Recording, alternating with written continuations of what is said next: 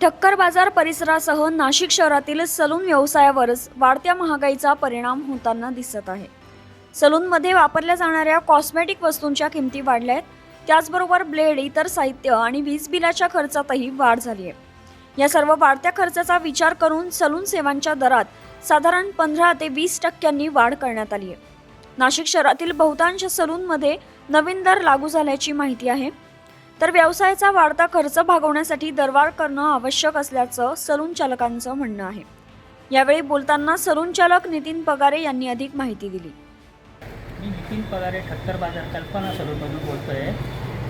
आता सध्या कॉस्मेटिकचे खूपच रेट वाढलेले, त्या अनुषंगाने प्रत्येक सलून दुकानदारांनी किंवा आमच्या नाशिक शहरवासियांनी हे जे सलूनचे दर वाढवलेले ते काही योग्यच वाढवलेले, ते काही खूप वाढवलेले नाही। ते फक्त 10 ते 15% ते जास्तीत जास्त 20% रेट वाढवलेले। ॲक्च्युली लाईट बिलं पण खूप येतात आम्हाला, लाईट बिलाचे पैसे वाढलेलेचे, त्यामुळे आम्हाला हे रेट वाढवणं गरजेचं होतं। याच्यापेक्षा आम्ही जास्त काही वाढवलेले नाही आणि ग्राहकांना पण हे कळायला पाहिजे की आता सर्वच रेट वाढलेले तर यांना पण आपण वाढून द्यायला पाहिजे।